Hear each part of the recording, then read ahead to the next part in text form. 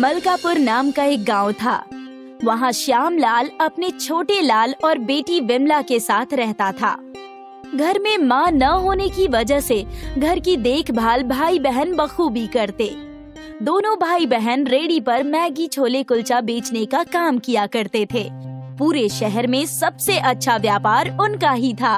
बस समस्या ये थी कि विमला का पति उनका व्यापार हथियाना चाहता था और इसी बात से छोटे लाल और केशव में हमेशा ही अनबन हुआ करती थी।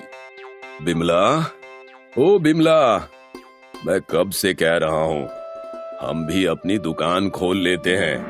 कब तक तुम अपने परिवार की दुकान में गधा मजदूरी करती रहोगी? आपको तो सिर्फ पैसा ही दिखता है, ये नहीं कि हमारे व्यापार में मदद करे। सुबह हुई नहीं कि आपका हर चीज में पनौती लगाना शुरू। विमला के डांटते ही केशव वहाँ से चला जाता है, लेकिन उसी समय छोटे लाल ने सारी बातें सुन ली और विमला से कहने लगा, दीदी, अगर जीजा जी चाहते हैं कि आप अपना व्यापार खोल लें, तो आपको वो खोल लेना चाहिए। आप क्यों हर दिन उनके ताने सुनती हैं? व्यापार तो व्यापार होता है, चाहे आप करें या मैं। तुम भी इनकी बातें सुनकर नाराज हो जाते हो। मैं समझती हूँ कि तुम्हें बुरा लगता है, लेकिन मैं अपने परिवार का साथ छोड़कर कहीं नहीं जाने वाली। मैगी छोले कुलचा इतना प्रसिद्ध था कि उनकी दुकान हमेशा ही भरी रहती और इस बात की खबर केशव को थी। वो चाहता था कि अपना व्यापार खोलकर विमला की मदद से धनवान हो जाए। आ गई तुम। कैसा व्यापार गया आज का? हमेशा की तरह अच्छा ही गया होगा। मैं अभी भी कह रहा हूँ तुमसे। मैंने तुम्हें 1000 बार समझाया है, मुझसे बेफिजूल की बातें मत किया करो। थक हार कर मैगी छोले कुलचा दिन भर बेचती हूँ और तुम मुझे अपने मन का पाप मत सुनाओ। विमला के कड़क व्यवहार की वजह से केशव शांत हो गया और मन ही मन सोचने लगा, इन भाई बहन को अलग करना होगा, तभी कोई बात बनेगी। केशव अपने विचार अनुसार षड्यंत्र रचने लगा और मैगी छोले कुलचे के दुकान पर कुछ चोरों को घुसाकर सारे पैसे छोटे लाल के घर यानी उसके कमरे में रखवा दिया।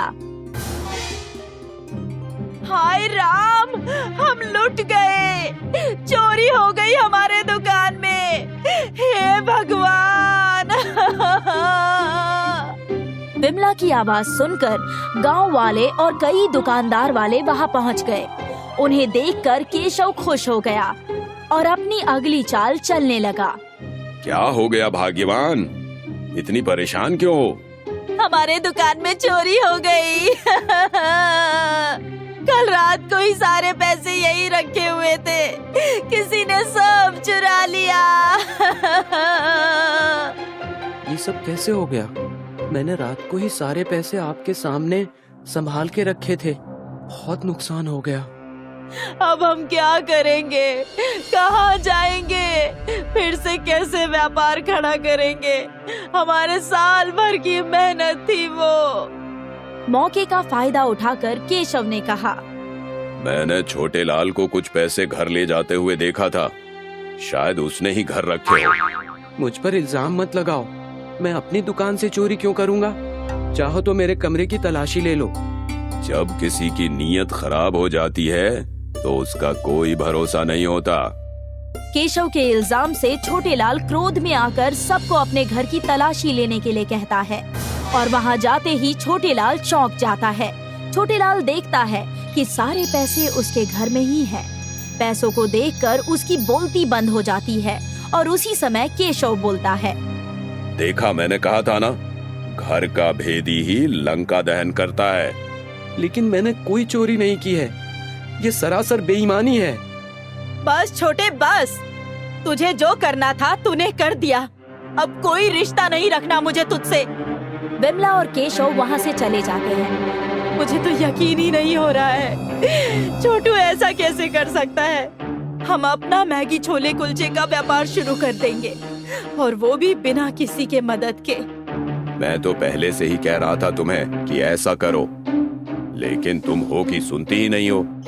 अगले ही दिन से केशव और विमला ने अपने मैगी छोले कुलचे का गाड़ी लगाना शुरू किया। उस दिन छोटे लाल ने अपना दुकान नहीं खोला। केशव और विमला की खूब बिक्री हुई।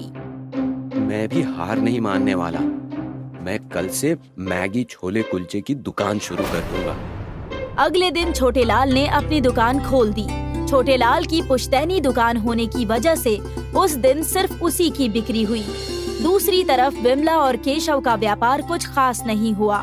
छोटे लाल की दुकान अब भी हमसे ज्यादा चल रही है, इसका कुछ तो करना पड़ेगा हमें।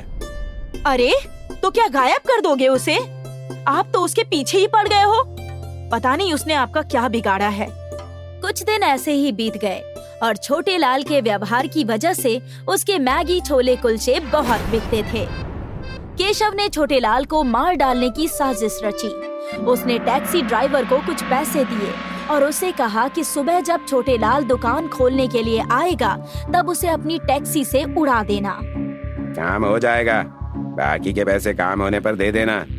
दूसरे दिन जब छोटे लाल दुकान खोलने जा रहा होता है, टैक्सी ड्राइवर उसी वक्त अपनी गाड़ी तेज रफ्तार से चलाकर उसकी तरफ आता है और उसे जान से मारने ही वाला होता है कि तभी रोड पर विमला आ जाती है। विमला को खतरे में देखकर छोटे लाल कूदकर उसकी जान बचा लेता है। छोटे लाल उस टैक्सी ड्राइवर को पकड़ लेता है और उससे पूछताछ करने लगता है। ये सब तूने जानबूझकर किया ना? मुझे मारो मत, मुझे पैसे तुम्हारे जीजा ने तुम्हें मारने के लिए दिए थे। गलती से तुम्हारी दीदी बीच में आ गई, मुझे जाने दो। सारी सच्चाई उनके सामने आ जाती है और केशव की चोरी पकड़ी जाती है। विमला केशव को अपने घर से निकाल देती है और अपने भाई छोटे लाल के साथ फिर से मैगी छोले कुलचे बेचने का व्यापार शुरू कर देती है। हमेशा की तरह उनका व्यापार बहुत अच्छा चलने लगता है और दोनों भाई बहन अपने पिता श्यामलाल के घर खुशी खुशी रहने लगते हैं।